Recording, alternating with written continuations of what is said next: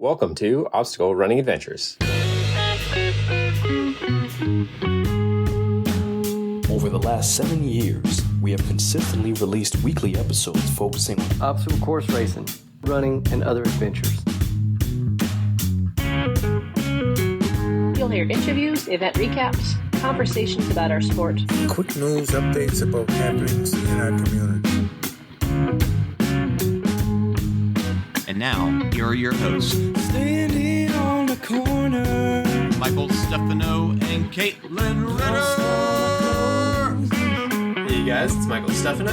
And Caitlin Ritter. And Michael, how was your weekend? Pretty busy, very, very social, so exhausting in that way. Saturday was a friend's son's first birthday party, which was pretty interesting. And then Saturday was like a little family get-together that we had, like a game night, except half my family didn't show up, so that was kind of a bummer. But we still had fun. We played Mexican Train. And I won. You did. That's crushed it. You did. And what else? We played another game, too. Uzzle. That was pretty good, too. So it's a pretty busy weekend. Also, reason why we didn't get to this episode, it is coming out a day late, but it is what it is. Caitlin, give a shout out to our sponsors. Shout out Mudgear. Use code ADVENTURE for 15% off your next Mudgear purchase. And Caterpie. Use code OCR Report 20 for 20% off your next Caterpie purchase. It's the first episode of the month, so we're going to shout out the $3+ Patreon supporters. Jason Dupree, Samantha Thompson, Matt Putton, Dave Bradley Keel, Charlotte Engelman, Aaron Grindstaff, Kenny West, Cheryl Miller, Jessica Johnson, Anna Wisner, Nick Riker, Christopher Hoover, Kevin Gregory Jr., Evan Irick, Ashley Reese, Brent George, Justin Manning, Logan Nagel, Angela Bowers, Asa Connington, Thomas Peterson, and Seth Renderknecht. I'm surprised that you've gone back to mispronouncing Ashley Rice. That was the few times where you were right. Rice. So you should be able to remember that. And my brain's tired. I was at work today for 12 hours. Yeah, it's going to be a long night for me, too. I'm going to try to get this up tonight. Fun behind the scenes, it is 9 o'clock. I think he's going to jump on the bookshelf. Oh, cats are trying to do ridiculous stunts right now while we're recording, because that is when they do ridiculous stunts. Just saw the way that he was, edging off of it. And shout out to the OCR Report for being a great home for us on the internets. And to Will Hicks. The Podfather. Check it out over at theocrreport.com. And to our sponsored athletes, Javier Escobar, Kelly Sullivan, Ryan Bersolara, and Joshua Reed. So for poll results, Caitlin, you put out a poll saying, is a podcast a show? So this is something that we've discussed for a long time. I just thought Caitlin was annoyed that it's very vague, but I didn't know that she actually questioned that a podcast is a show, which is ridiculous. It's a podcast. It is not a show. I don't say when I get my car... Podcast is a type of show. I don't say when I get my car, I'm going to listen to a show. No, I'm going to listen to a podcast. And so she's like, well, podcast is like the brand name. No, it's like it's not when a people brand. call it like it's not a brand at all. No. Yes. A brand is Apple. A brand is Spotify. Okay, podcast it's like is not a brand. Your other bad arguments were that, okay, well, it's all audio. Okay, well, radio show. Or, okay, well, it's on demand. Okay, we were watching Netflix. It's a TV show. And luckily, 83% of people agreed with me and said, yes, it is a show. 17% of people are like Caitlin and said, no, it is not a show. And we did have someone write in saying, saying, in my opinion, if it has video, yes. If it is just audio, it's an episode. Ooh. And I didn't get permission to say who he is, but I said, okay, that's fair. Caitlin agrees with you. I would say it's an episode of our larger overall show. So podcast. Yeah, a podcast is a show. I think it just drives me crazy when we're at like the New England OCR Expo. You're like, oh, do you want to be on the show? Like, no, you have to say podcast. People don't know what kind of show it is. True. Usually, it's then their vague. next question is, oh, is it video? Right. So I think if you just called it a podcast, you would.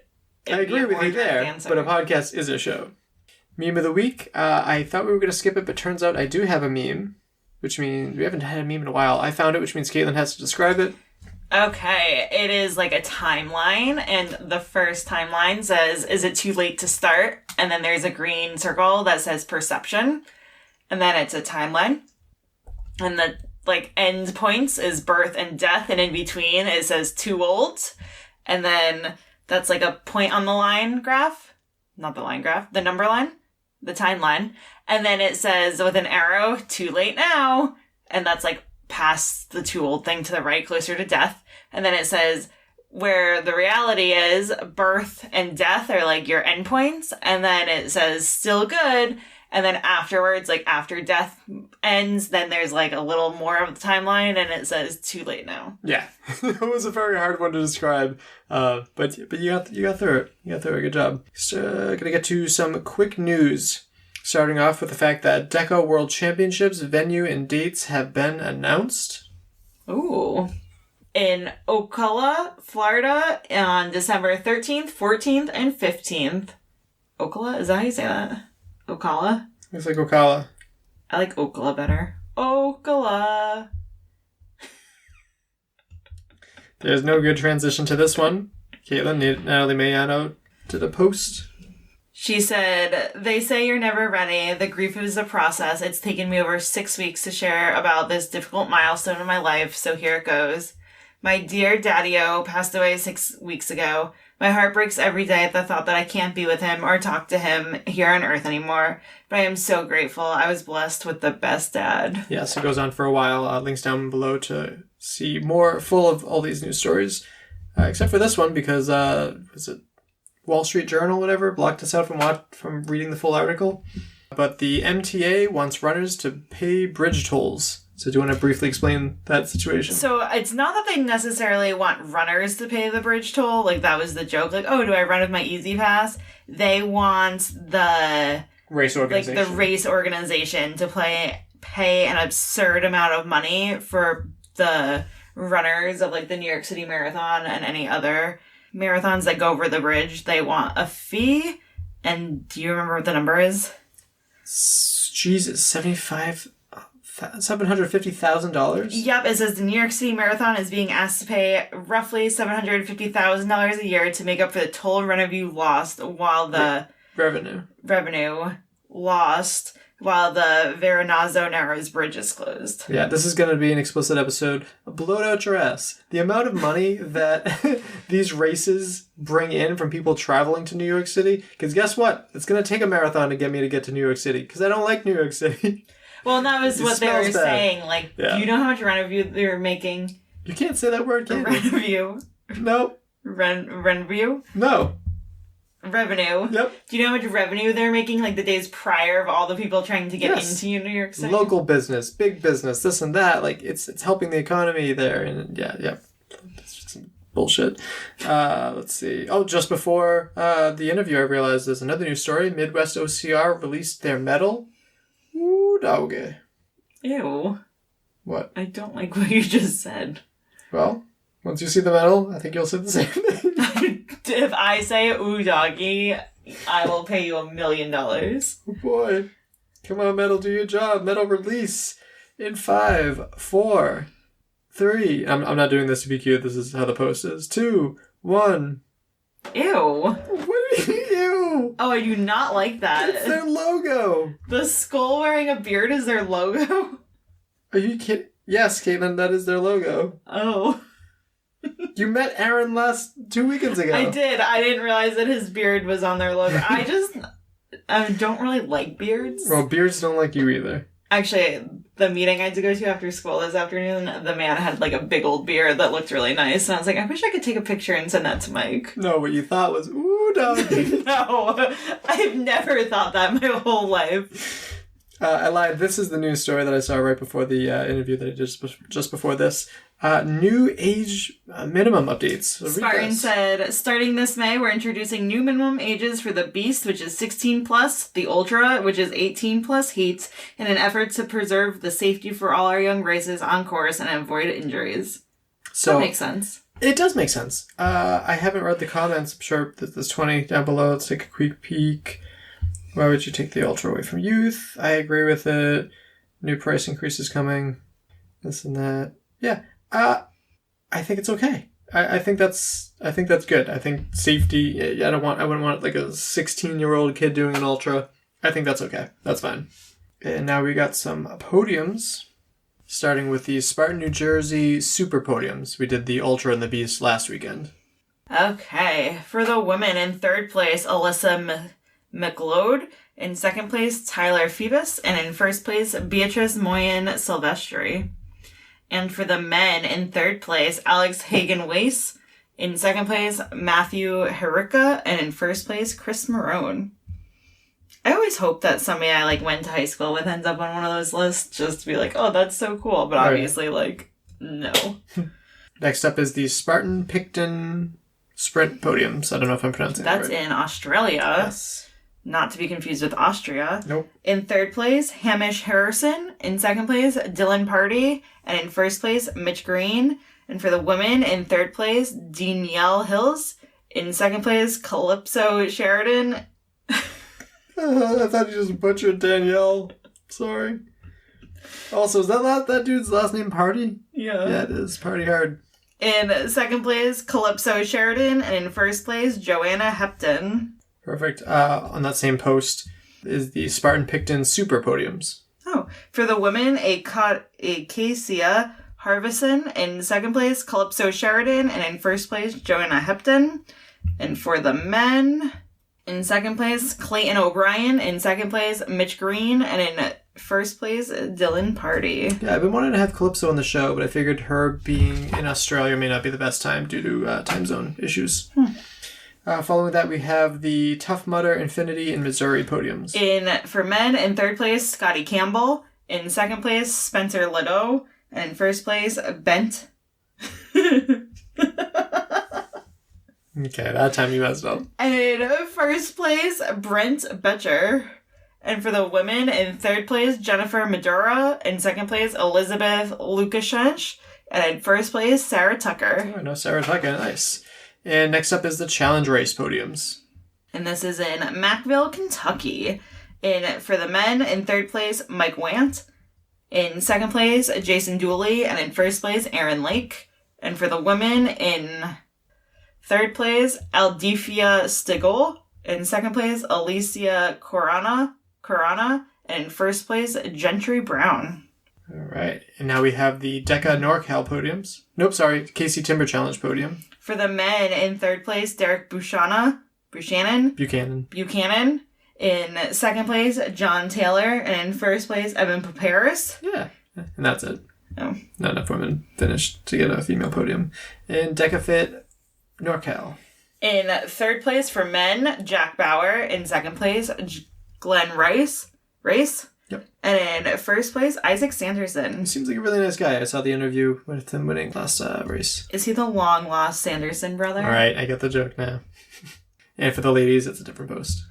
In third place, Julie Best. In second place, Michelle Navarro. And in first place, Katie D. Ambrosia. Ooh, that's a fun last name. Ambrosia? Yeah, no, I think you got it. And then these were just posted, the Maryland Savage Race. In third place for women in Maryland. In third place, Jennifer Bleeker. In second place, Sarah Grippy Snyder. And we had on recently. First place, Malia Oshner. Yeah, who you interviewed a while ago. And for the men, in third place, Joe Kurth Jr. In second place, Baxter Hummel. And in first place, Nick Eichhorn. Yeah. And Malia, if you happen to be listening, happy belated Star Wars Day. And for the Fayetteville Ultra. Yep. The Fayetteville Ultra is in Spring Lake. Not in Fayetteville. Okay. In third place, Rocky Sinfrushkia. In second place, Damar. Oh, Akhmedinejad. And in first place, Brian Neely. And for the women, in third place, Taylor Phoebus. In second place, Chris Soford. And in first place, Cassandra Gill. I'm pretty sure Brian Neely... No, I might be thinking of someone else. I thought he was Canadian. There must be another Neely up in Canada. Canada. And for the Fayetteville Beast, in third place, Cole De Rosa. In second place, Kevin Thompson. And in first place, Preston Hart. And for the women, in third place, Christina Famudo. In second place, Heather Golnick. Yep, you've been a And in first place, Ashley Keller. Yeah, nice work. Wait, is it Keller or a Heller? There is an Ashley Heller. I don't know an Ashley Keller. She's not tagged. Interesting. Well, congratulations. And then secret links, there's 5 of them down below, so go and check those out if you want. But let's finally get to what this episode is all about. So I wasn't sure what to do for this week's episode. Then I saw a post in Southern Spartans about a guy doing his 400th Spartan race. His name is Tom Maming, and I reached out to him to have him on the show and learn more about him. I interviewed him right before we're recording this now, but I had a really good talk with him. I enjoyed getting to know more about him. He seems like an awesome guy. I hope to meet him in person if our paths haven't crossed already. And yeah, let's get right to that interview with Tom. We'll start off with your name and where you're from. My name is Tom Maming, and actually I was born and raised in Philippines. Awesome. And reside here in Eastern Kentucky. Perfect. So you have had an incredible milestone, but before we get into that, I want to know, how did you first find obstacle course racing? I studied martial art before. It was a Kimpo, American Kimpo karate. And one of my classmates is, I saw Facebook and I saw some pictures of obstacle racing. And like, oh, that's pretty cool. And I asked him, like, what is that? I said, like, that was, he said, a Spartan race. And, oh gosh, like, because it looked so cool, almost like bar jump. I want to try that. So I asked them, like, maybe next time, if you guys are going to do it, I'll join you guys. So I was waiting and waiting, and nothing happened. So I did research, and I found this Spartan race, and actually it was 2014. Nice. Okay, pretty far back. Yeah, it's about 10 years ago. So it was in Ohio. And I did it, and I still remember the date. And I only did sprint that year. It was October. Nice. Real quick on the martial arts too. I also have a background in Kempo too, so I love that. Yeah. Very cool.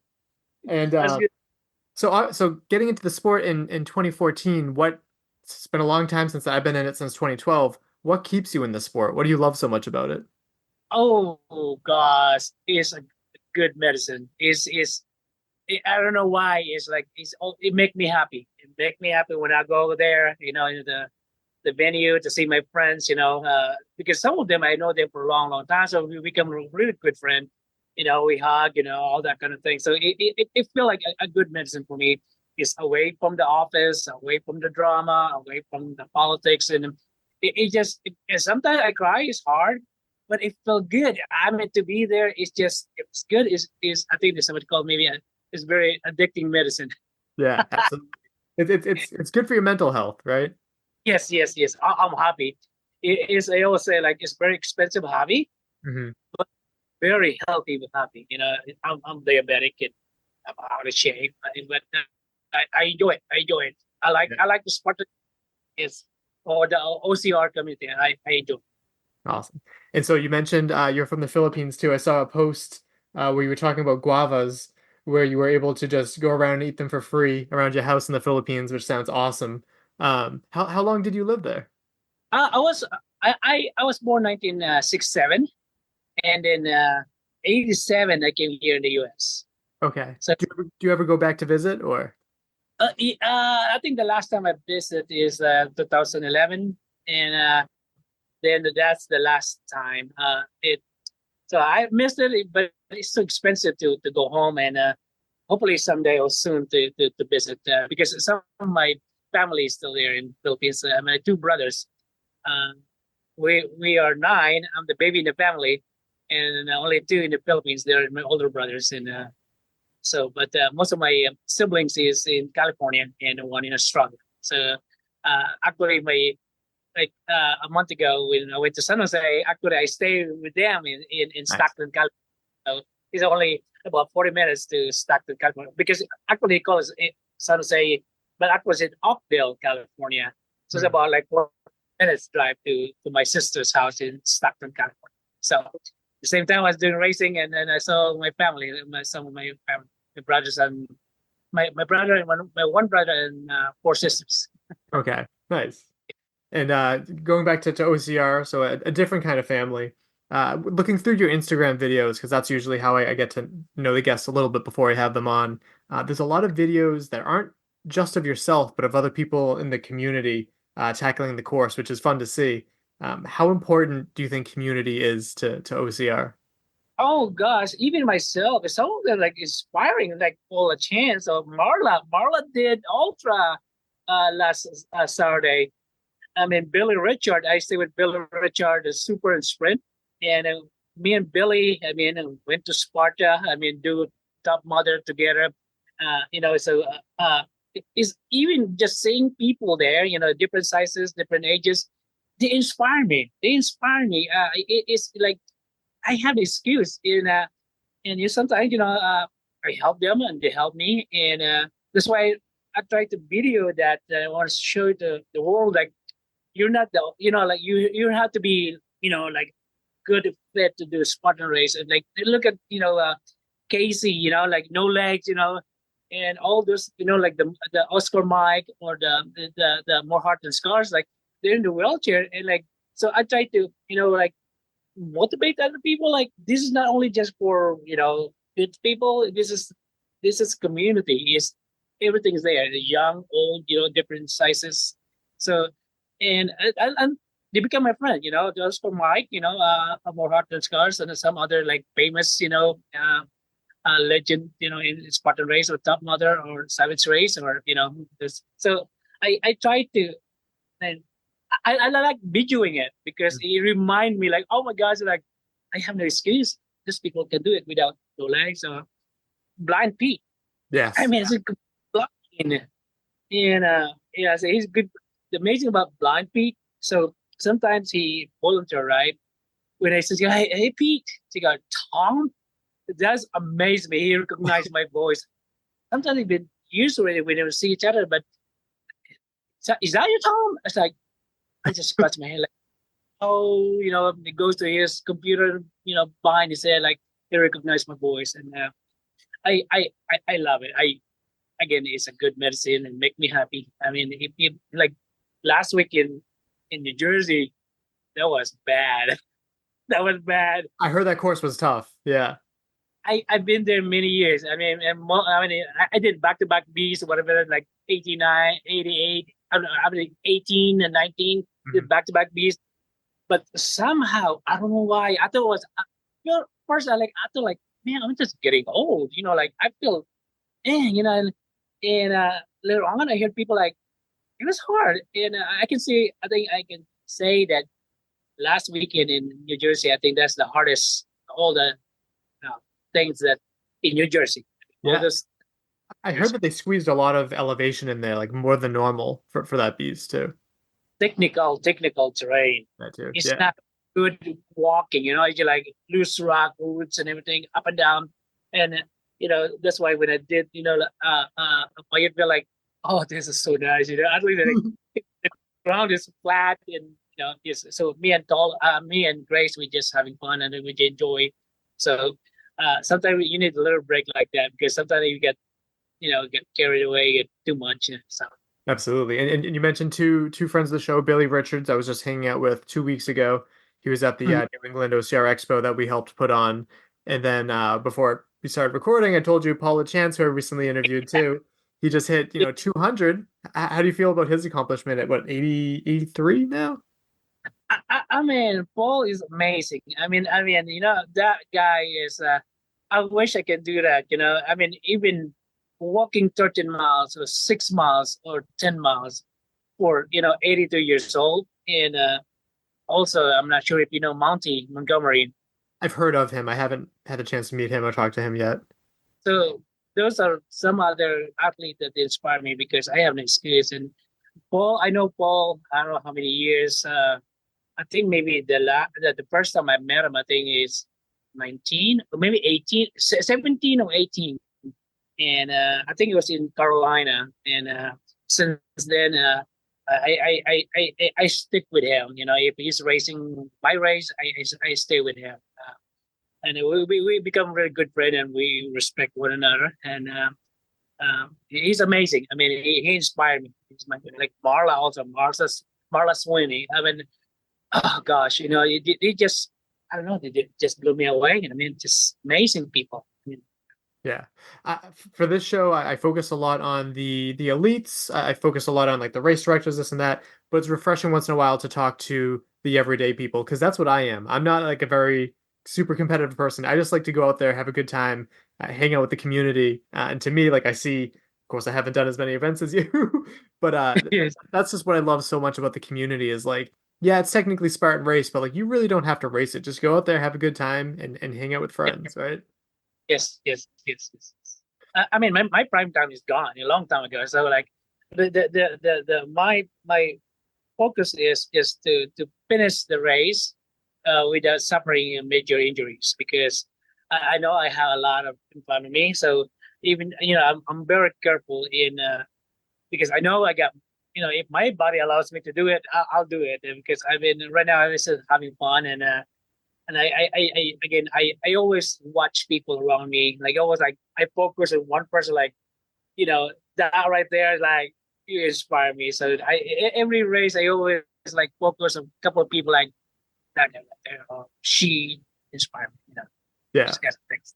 It's funny too, because there's the high that you get from the race. That my biggest one, like world's toughest mudder, is that the high is high, but when you leave, it feels like a really low. So I think that's, I mean, you've done so many events. I think you're just constantly trying to escape that low. Is that it?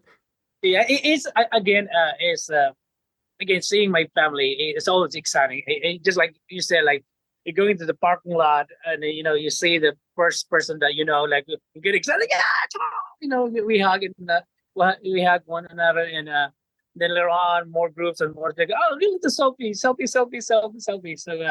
that's always my excitement to see my family. I mean, my OCR family they're great. They are great. They embrace me, and it's they make me happy. I mean, seeing them, it's almost like a reunion. Like most of the time, like we see each other like every weekend, but it's almost like still a reunion. Get excited, like you're seeing your dog, or your dog see you, like you get wiggle their tail or something like that. Get excited. So that's me also. Is always great.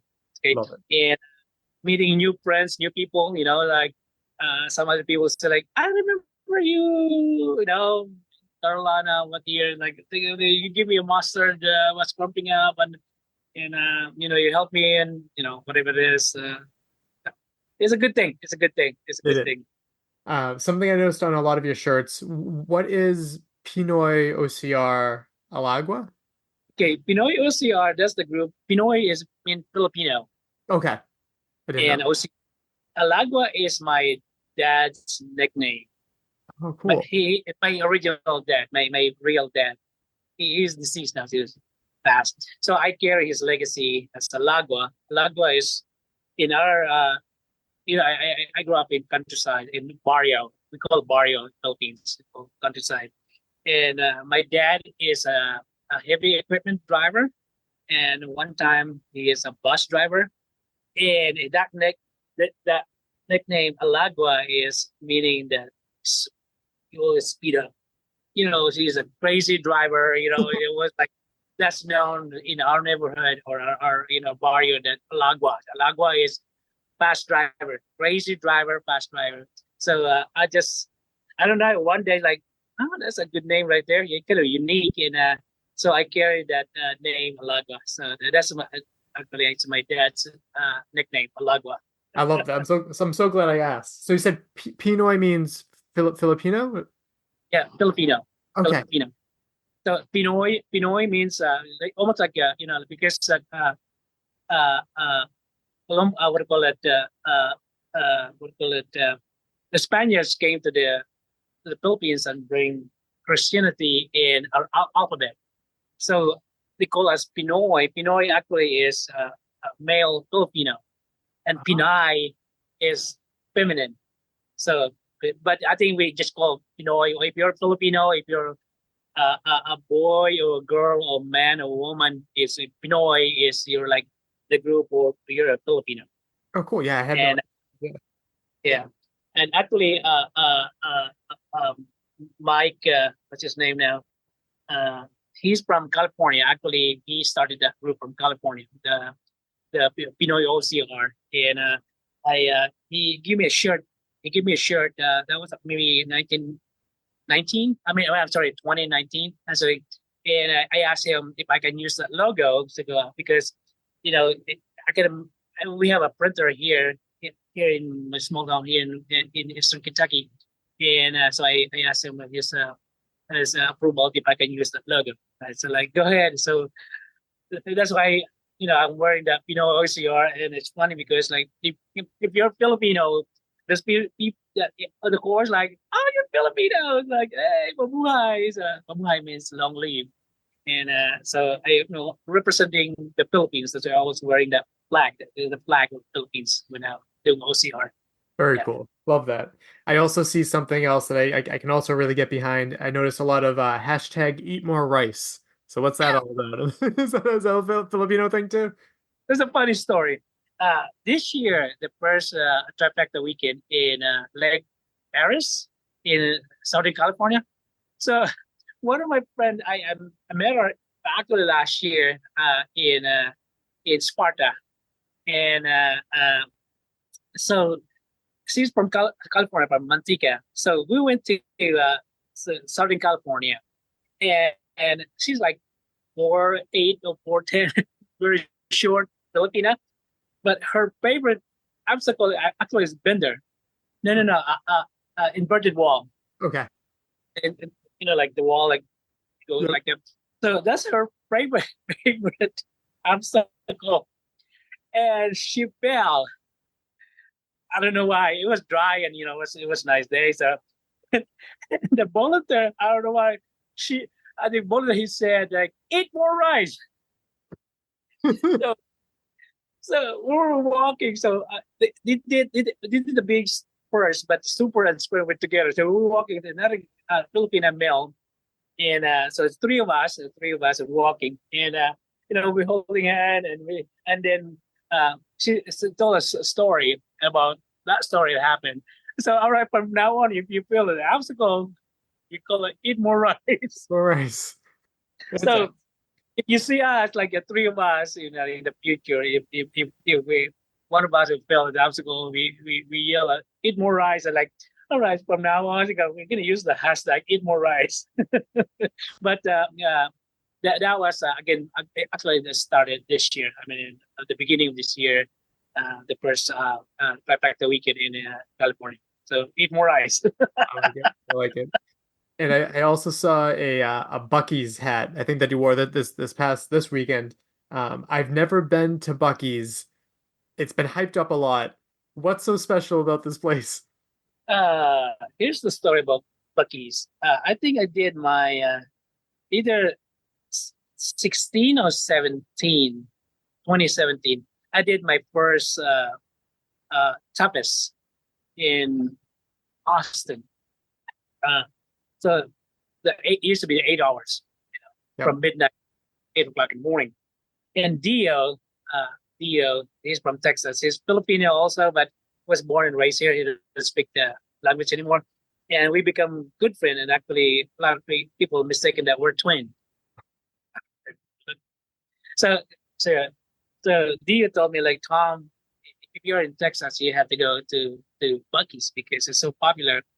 And so I never have a chance to stop the Buc-ees. So, okay, so I forgot about it, Then last year, I went to Nashville, and we drove from Eastern Kentucky, then we used Tennessee, and then go to Nashville. I mean, Spurville, and I didn't even realize that there's a Buc-ees, but it was in the other side of the freeway. And when I saw, like, oh, I had to turn. And then we went there, and then that place is like amusement park. Really? It's huge. It's like adult amusement park. It's crazy. It's crazy. I mean, they have all kinds of food. So anyway, so I want to get my garden hat. So it was October. It was I went to like Nashville for Super Sprint, and it was already October. And I asked the people there's like, his Buc-ees hat, the garden hat, the big one. Sorry, sir, it's already off season. And like, okay, so all right, so I keep going. So I went to Nashville and did my thing, and then this year I went to Atlanta for the trifecta weekend. There's I think multiple ways to go to Atlanta from Eastern Kentucky. So, but anyway, the Buc-ees first. So I took pictures, bunch of pictures, like. So Tom didn't even realize that you went to the biggest Buc-ees in the world. Oh wow! In Spartan, Tennessee. There's about 100 gas tank. It is amazing. It's huge, and I mean people. I don't know, and And even I have a picture. After the story, I'm 57 years old. When I saw the Buc-ees, like the puppet, whatever, the mascot, I got excited. I got to think about it. I had to have a picture with you. I had to take a picture. I was like, you should see my face, like almost like going to Disneyland or Disney World, the Mickey Mouse, something like that. I was like, okay, I'm 56 years old. I got excited. You should see my face. So anyway, I get excited. So anyway, go back to this year, the Atlanta, the Trifecta weekend. So somehow we passed again the same Buc-ees. I'm like, oh, okay. So I was there. The first thing that I was looking is my hat, my Buc-ees hat, and they have. I was like, Eureka! Finally, yeah. So I got my hat, I got my red shirt with the Buc-ees, and then I wear that shirt, I wear that hat, and I did burpees with the statue of the Buc-ees in that corner of the place. And again, the same thing. The second time I saw the mascot Buc-ees, I had to take a picture, and it made me happy. I was like jump up and down. I'm 56 years old and old, fat. I've heard so many good things about it, and I need to go down and check one out. Oh, that hat is very popular. It went to California, and even there's people like, Buc-ees? We didn't believe that it didn't have in California yet. Yeah. And even if traveling in an airplane, I have Buc-ees on it, even course this weekend. Buc-ees, like, hey, Buc-ees. It's so popular. When I was down for World's Toughest Mudder last year in Texas, there were some people that drove. I don't know where the closest one was, but people went to a Buc-ees that was somewhere down south too. And I just watched their videos, and I'm like, it seems so special. And I'll need to check it out sometime. Yeah, you have to when you go to town that they have Buc-ees, just stop and you find yourself. Like, let's see, like, what is the hoopla? What's going on anyway? And yeah. I missed the World Toughest last year because the same weekend with the World Trifecta Championship in Spartan. Right. Yeah, that was a bummer. We missed out on a lot of people because of that, because those are two great events. You have to pick and choose which one you want to do, right? I don't understand that. Mostly, like, it's owned by one company. And the previous year I did the Sparta, then the following weekend I did the World Toughest in Alabama. And so I thought I could do it again last year, but I cannot do both of them in the same weekend. No, that's some Chris Rogloski stuff there. So how many times was Alabama the first time you've done World's Toughest Mudder, or how? 4. Oh wow, okay. What years? Two in Atlanta. I was there. I did the 2 in Atlanta as well. There was a freezing, I think 18 and 19. Yep. And then I went to Las Vegas. Yep. 21. Yeah. 21.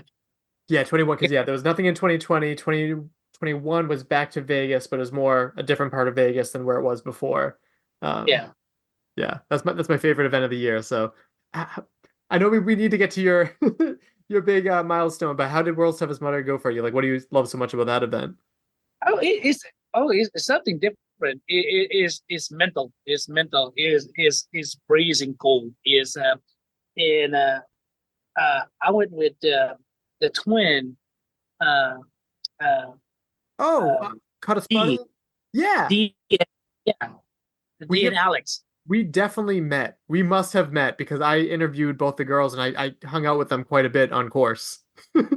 Yes. So and Ryan Gray, the big Ryan Gray. So it's 4 of us. Ryan Gray. Ryan Gray saved my life in Las Vegas because after I got DNF, when I hit the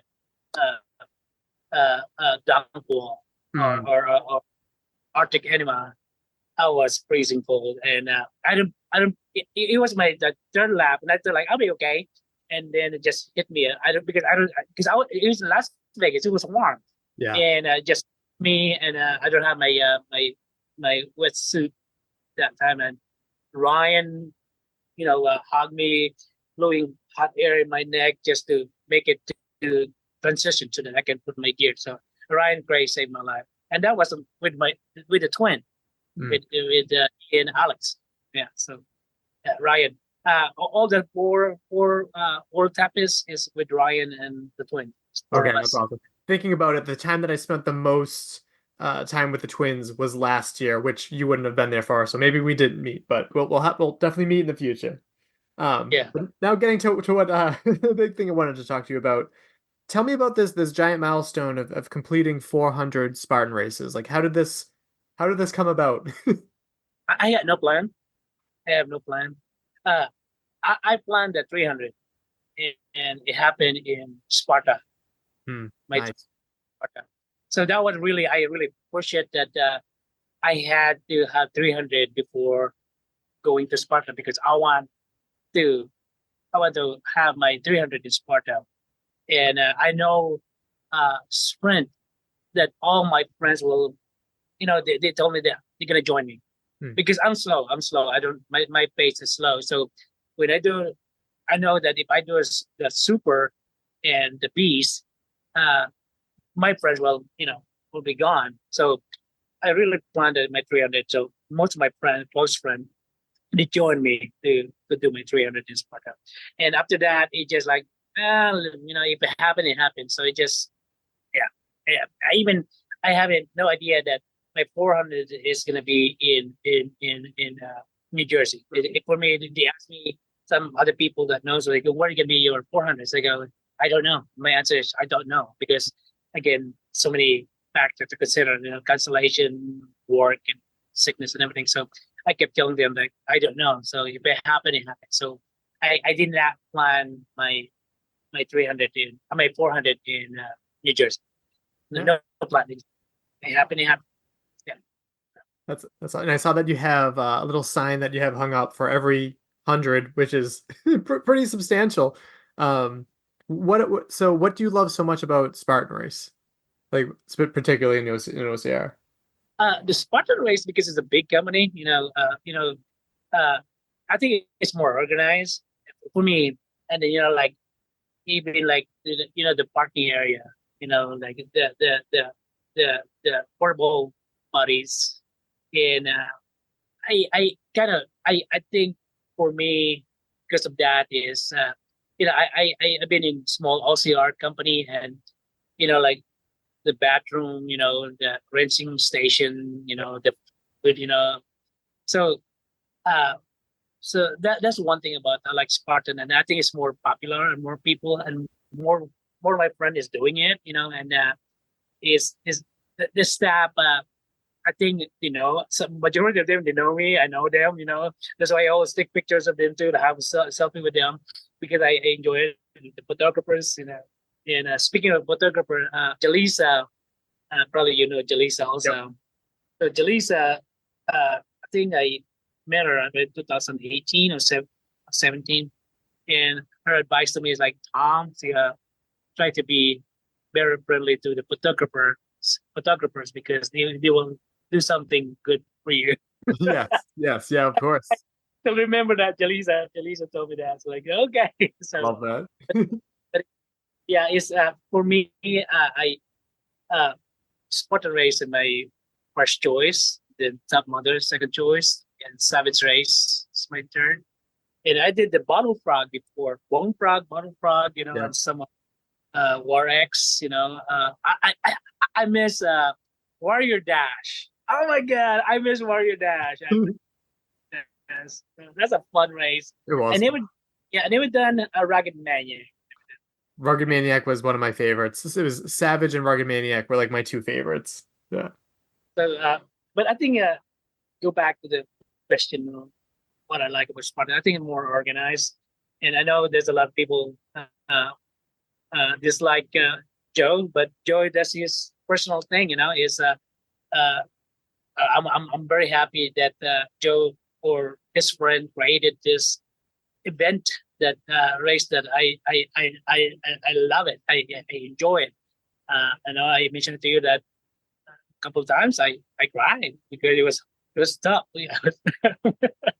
I remember I think at 2016 in Asheville, North Carolina, the bucket carry.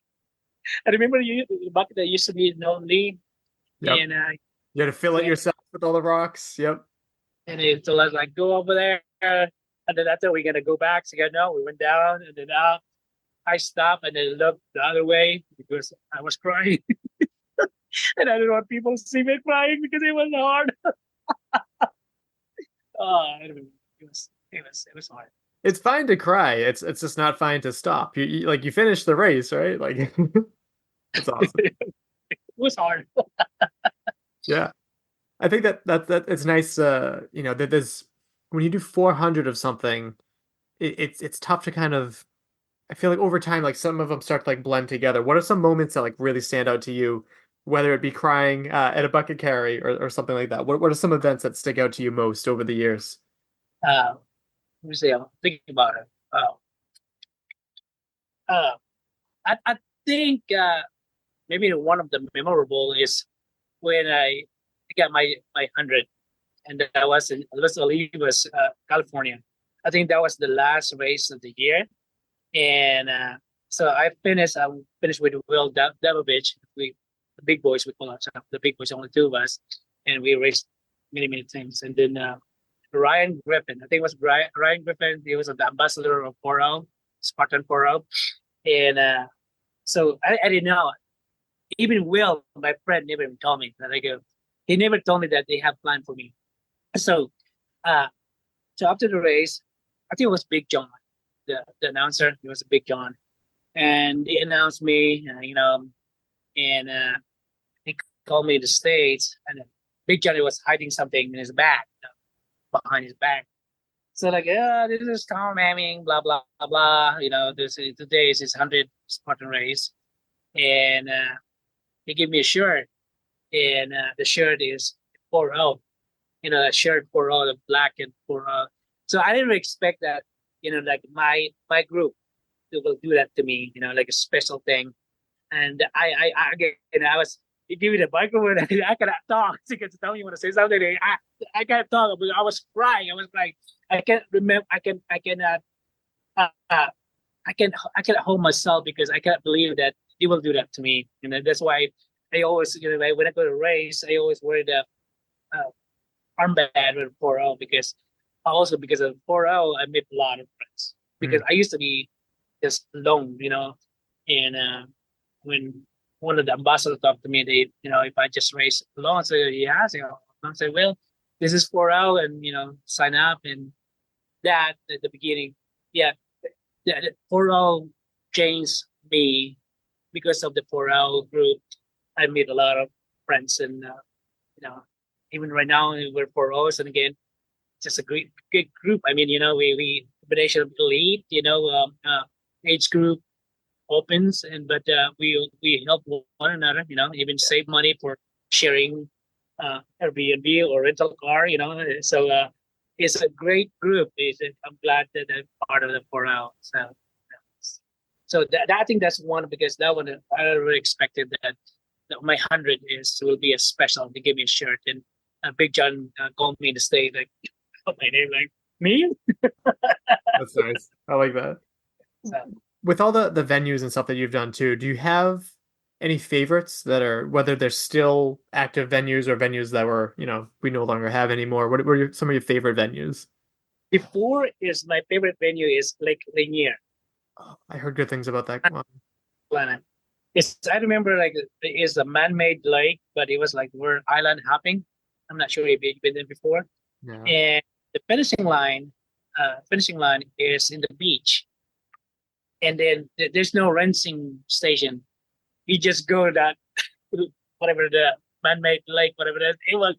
That was great because here you're tired and everything. You just jump the water. It was great. And then again, you're finishing at the beach. Yeah. In the Lake Lanier. But we stopped doing Lake Lanier. So Hawaii. Hawaii is my Kahlua Ranch. Kahlua Ranch is my favorite. Yeah. Is again, Kahlua Ranch is hard, but you're climbing because it's single trail. But when you turn around, see the beach is beautiful. Just like, these are your reward of climbing here. Yes, yeah. So right now, Hawaii is my favorite. The Kahlua Ranch. Now it's like in North Shore, so I don't know what it looked like. So, but if everything goes well, I'm planning on going. Nice. Yeah, that's gonna be a tough one to beat when you have a Spartan race in paradise, right? Yeah, yeah, yeah. What about favorite and least favorite obstacles too? You run the course. Olympus. Yeah. Wait, is that favorite or least favorite? Less. Yep. It's because it changed the material, the slippery thing. Because I able to, when the wooden thing, I able to do that, You can stick. Yeah. Yeah. And now, like without help, I never beat Olympus. Zero. Without help somebody. It's just slippery. It's my favorite rope climb. Yeah. It's it took several Spartan race before I rung my first cowbell, and it was funny. It's become my favorite. I think I somebody showed me the technique, the J hook, and affected to me, and also using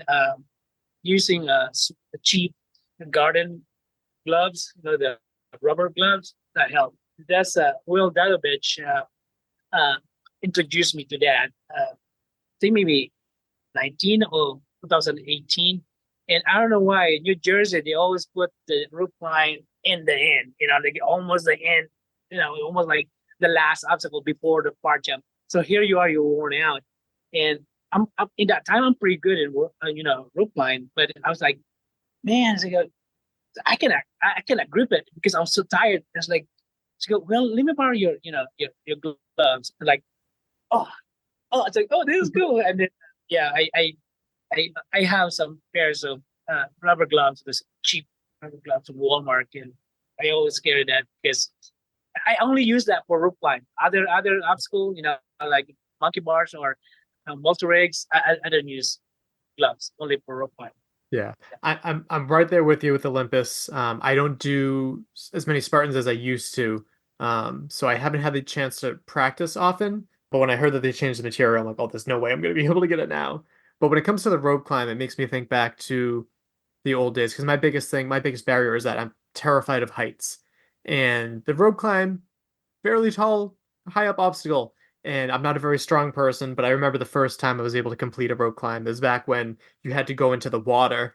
You had to go into the water before you did the rope climb, and you start off all muddy and wet and heavy. And I remember hitting that bell and just being so excited, and I eventually just fell right down into the water. But like, it was just such a big deal for me. Like that was like a big moment for me back then. So I like that. That's a good answer. You PR it.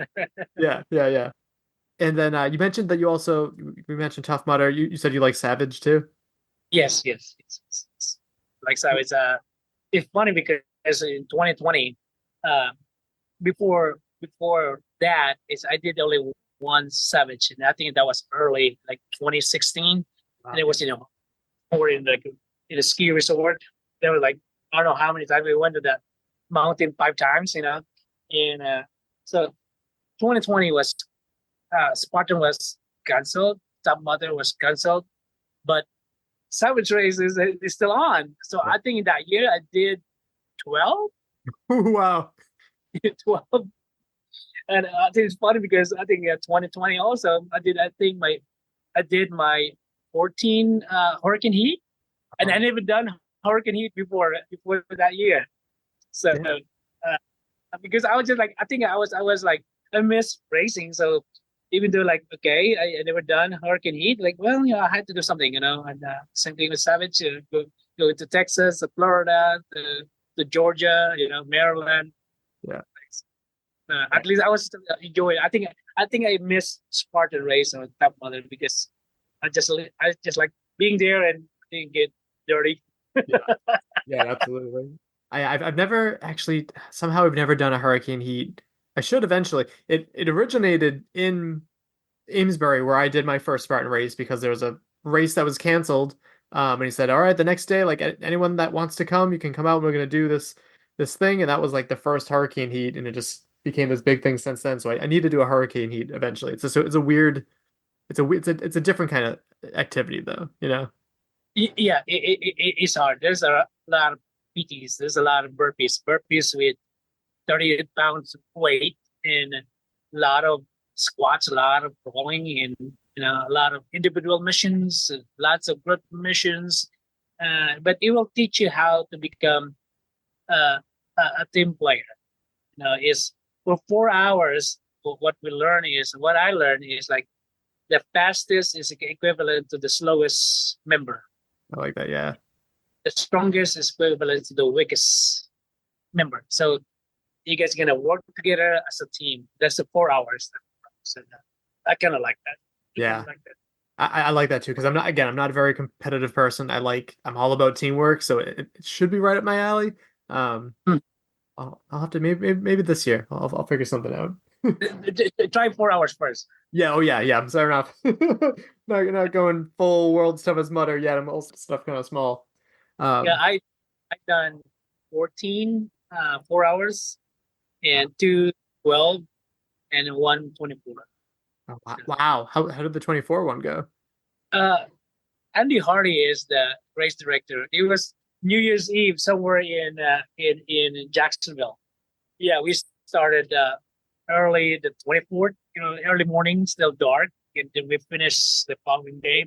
And actually, we celebrated New Year's Eve somewhere in Jacksonville. It's because you can hear, because they don't allow you to bring your watch, to bring your cell phone, so you don't know what time, So, but we assume, it's New Year because people, we can hear fireworks, around us, so like, oh, it's New Year. So, we have fire, it's I was surprised that I survived 24 hours, but it was a great experience.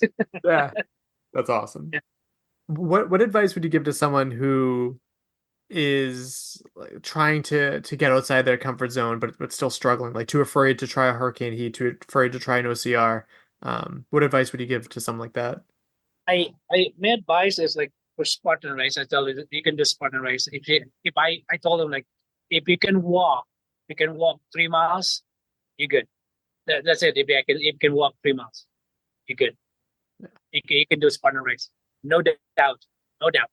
So and I mentioned there's names, Marla Sweeney, Paula Chance, Monty Montgomery, Blind Pete, I use their name. I say some other big people that I have pictures, like, look at this guy right here. This is my friend, Dave Carter, from Washington State. He was there this weekend in Fayetteville and do the trifecta weekend. And so, like, close to 300 pounds, big guy. My close friends, he's my dear friends. I mean, we get excited to see each other. We hugged, and he inspired me also. Dave Carter finished hurricane heat, and actually the first picture I saw Dave is doing. He got this hurricane heat bib. Like, I look at it, wow, and he's close to like 300 pounds or maybe over 300 pounds. And during the hurricane heat, and for me, hurricane heat is harder than the regular Spartan race. So yeah, that's why I think also I take some other picture, just like not that people like maybe inspire people. That's why I posted, like yeah, like look at my friends right here. They're not really Spartan plus Spartan buddy, six pack. It's impossible. Yes, that's not me either. So love it. Starting to come to a close. What's next for you? Are you shooting for 500 or just kind of go with the flow? Enjoying life as it comes? What's next? No plan. It just if it happen, it happen. Yeah. I have I have plan. I mean, my next is gonna be brutal. I mean, 4 of them are gonna be brutal. I'm off this weekend, but next weekend is Big Bear. And then after that, I got 1 week off, and then Montana. I heard Montana's beautiful too. I haven't had the chance to go there. That's a new venue, so I don't know. This year is a new venue. It's beautiful, the old venue, Kalispell. Kalispell. It was a nice venue. Yeah, can't remember. But it's a beautiful venue because you're in this almost like Lake Tahoe. They have this ski resort, right? And then and they put A-frame to the highest point. Oh. And then he took a picture, and here goes the lake. In the background is beautiful. That's Montana. So I'm not sure the new venue right now. Okay. Yeah. And then Cincinnati was hard last year. This first year. Colorado after Cincinnati's Colorado, and I think I got 1 week off, and then Utah. Utah is hard. Yeah, it's hard.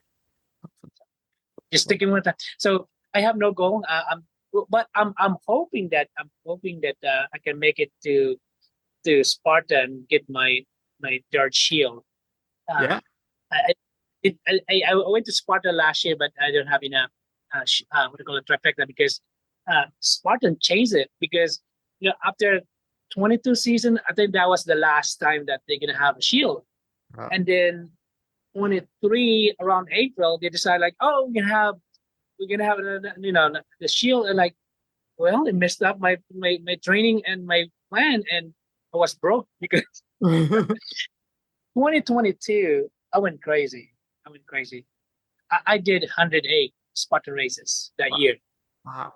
So yeah, that was expensive. So that's why I did not get that breakable pass, because like I'm not sure if I'm gonna do, because I told myself I gotta slow down the following year, which is 2023, and I was told myself I'll be happy. I told my friends I'll be happy if only even half, if I can make it half what I did 2022. I'll be happy if we can make it even half of 2023.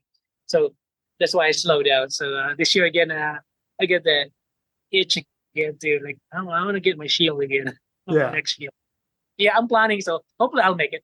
Yeah, and again, there's no, I'm not. I didn't ask that question to be like, oh, you should push for 500. Enjoy the process. Enjoy whatever you're doing, as long as you're having fun. And if you stop having fun, do something else. But as is, I'm very impressed with all of the races you've completed and everything too. Oh, thanks. Appreciate it. Where can people find out more about you on social media? Where can they find you? Just Tom Maming in the Facebook, and then I think Instagram is Tom Maming, just one word, TOMMAMING, and I got TikTok account. Okay. Is buffet addict. I like it, because people knows me. I eat a lot. I mean, I post a lot in Facebook. It's funny because the people that knows like, hey Tom, we're gonna eat tonight. So, where are you going?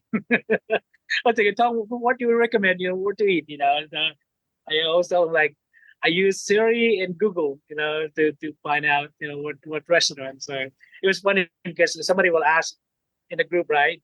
Like, oh, what is the best place to eat here in Fayette? And so like, well, ask Tom Maming. You're a good resource there. Yeah, I told like I just Siri and Google. So, that's great. And then I guess anyone you'd like to thank. Oh gosh, I think I'm thankful. I mean, thank you for all my friends, Spartan friends, and my family. Yeah, they're even as people, like I have a very other people in Facebook that every time I post something, and they will comment, and I think because of them, I think I kept doing it because those people, my Facebook friends and my family, because of them, they motivated me, and some other athletes that I mentioned to you again, Marla, Paula Chance, Monty Montgomery, and some other disabled athletes. They inspire me. More Heart and Scars group. I know Joey and that group. I know them for many years. I race with them sometimes. Oscar Mike, Lara Glenn. Lara is a sweet lady. Always like when even like they're behind, right? They're the other side because like they're slow, because they were always like, we're gonna meet in the middle and take pictures. Selfie. Lara Flynn. It's one of my dearest friends. I know she's from Michigan, but one of always like, gosh, it's almost like a good feeling because it's a family. It's a family. Like this is my sister. This is my sister, and this is the thing. Like I get excited to see it. It's just like this is my family. This is my family. think it's a good place to wrap up. Tom, thank you so much for taking the time to come on, and I really enjoy getting to know you a little bit more. Well, thanks for your time also. Thank you for being able to interview me, and I'm honored. So thank you so much, and I appreciate it. Welcome back. Thank you to Tom Maming for coming on the show, and congratulations on reaching that awesome milestone. No rush for any other milestone. Just keep doing you. Well, 500. Well, no, he said he's not going for 500. Oh, I didn't If you listen to the interview, I know. How? You recorded it like 5 minutes You're ago. in the other room. You should be waiting there with your ear against the door if you were really supporting me. Just kidding, that'd be ridiculous. Wow, I'm just gonna good luck with the rest of the podcast. Yeah, for related episodes, you can go back and listen to... Jesus Christ, well, can you try to not knock everything on the way out? Edit out the background noise. For related episodes, you can go back to episode 376, which was pretty recently, with Paul LaChance, on 200 plus Spartan races at the age of 82. Links down below, so would you kindly check them out. Subscribe and follow wherever you get your podcasts. You can leave a review over on Apple Podcasts, wherever you listen to podcasts. Chances are we'll only see if it's on Apple Podcasts, because that's the way things work. It doesn't really do much to help the show, though. What you can do more than anything is to help share the episodes. That helps. More listeners means more of this effort is worth it, and we would greatly, greatly appreciate that. You can also support us over on Patreon for as little as $2 or as many as $10. Coming up next, I have an interview scheduled tomorrow with a person who likes to check if people are sweating. If you know, you know. Caitlin, I have a quote if you have a joke. I do have a joke. You go first. I want to end on a quote. You do a joke. Okay. What kind of dog does a chemist own? Oh, I did have a joke. That's okay. What kind of dog? A lab. Nice. And I only was able to solve that riddle before I heard the rest of it because of your joke. What? Oh, yeah. So my other joke was, did you hear about the racist chemistry? Oh, fuck. The racist chemist? No. He joined the potassium. Such a stupid joke. But I heard that. I thought that's okay. My quote is, this is from Facebook. I don't really... The source is Austin Tang, if you're a real person, you. But it says, I love this analogy. You're holding a cup of coffee when someone comes along and bumps into you or shakes your arm, making you spill your coffee everywhere. Why did you spill the coffee? Because someone bumped into me. Wrong answer. You spilled the coffee because there was coffee in your cup. Had there been tea in your cup, you would have spilled tea. Whatever is inside the cup is what will spill out. Therefore, when life comes along and shakes you, which will happen, whatever is inside you will come out. It's easy to fake it until you get rattled. So we have to ask ourselves, what's in my cup? When life gets rough or tough, what spills over? Joy, gratitude, peace, or humility? Anger, bitterness, victim mentality, or quitting tendencies? Life provides the cup. You choose how to fill it. Today, let's work filling our cups with gratitude, forgiveness, joy, words of affirmation, resilience, positivity, and kindness, gentleness, and love for others. So I like that. Oh, I like that. What's in your cup? I don't know. But the heat's on, and we gotta wrap this up because I don't want to edit that out. My name's Michael Stefano. And my name's Caitlin Ritter. And we'll talk to you next week. Bye. Bye. Thank you for listening. If you enjoyed this episode, please be sure to subscribe to our show and write us a review on your favorite podcast app. You can also follow us on Instagram and Facebook and connect with us there. Most importantly, we would appreciate it if you shared an episode with a friend so we can reach more ears Then continue to effectively shine a light on the people in our sport, as well as the events that we are so passionate about.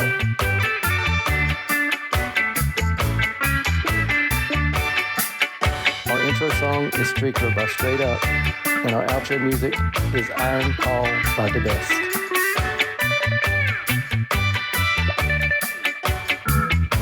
Alright, it says you connected to audio. And then it muted. Damn it. Oh no. I'm not going to be running it. I help out with the live stream. So I work with the OCR report. And so I help out with them behind the scenes. And so I'll be there. I think my wife is going to be running it. She said she is. She hasn't signed up yet, but we'll see. The 2024 DECA World Championships and date have venue. Yeah, I said that. Read where they are. Ooh, doggy.